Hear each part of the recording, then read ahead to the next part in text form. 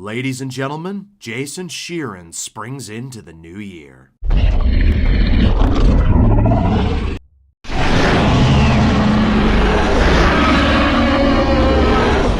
Welcome to 2026, everyone. Here's to another exciting year. Hope you enjoy the content. Today we're looking at hoppers. Pixar's latest original film is an environmental film about talking animals. Let's see how it fares. The movie stars a young woman named Mabel who loves animals and nature. And this is all thanks to Mabel's grandmother, who she goes to see on a regular basis. One day, Mabel gets sent to her grandma's house by her parents after she was suspended from school for trying to steal the animals. Mabel grows a strong bond with her grandmother and goes to visit her every day. She got close with her grandmother to the point where when her parents decided to move out, she decided to stay behind and live with her grandmother. Cut to years later, where Mabel, who is now a college student, is still trying to protect her grandmother's land. Her grandmother unfortunately passed, so now it's up to Mabel to take care of it. Mabel discovers that her college professor by the name of Dr. Sam is trying to invent this thing called hoppers.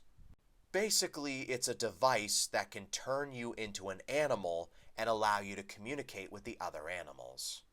So basically, the human's mind would go into that of a robot animal, and then it would transform into the animal that it's trying to portray.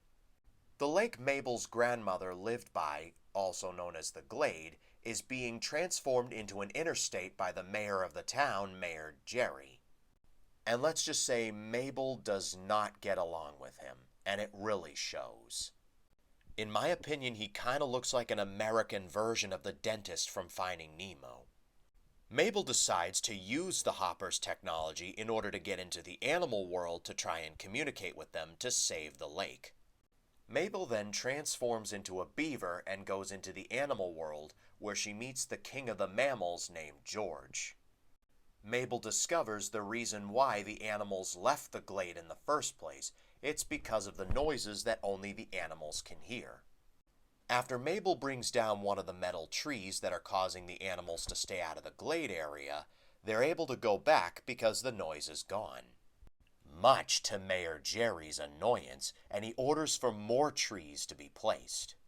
Not knowing what to do, King George decides to summon the Council of Animals, which is all the kings from the different factions. You see, George isn't the king of all the animals, but only the mammal group. There's also a king of the birds, a queen of the fish, king of the amphibians, queens of the reptiles because there's 3 of them, and queen of the bugs.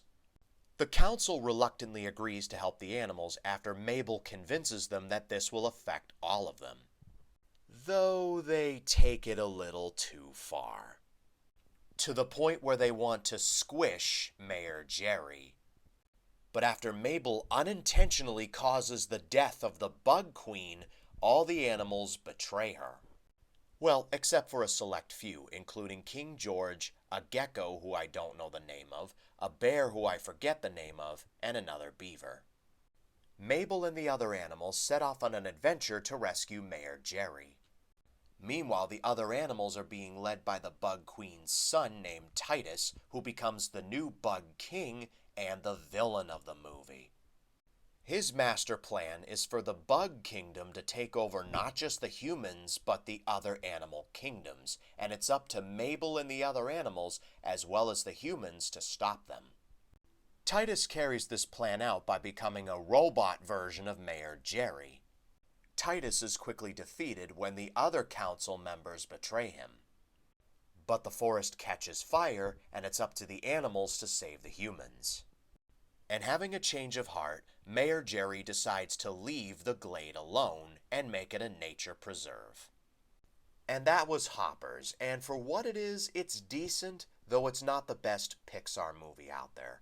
Overall, I give it a 6.5 out of 10.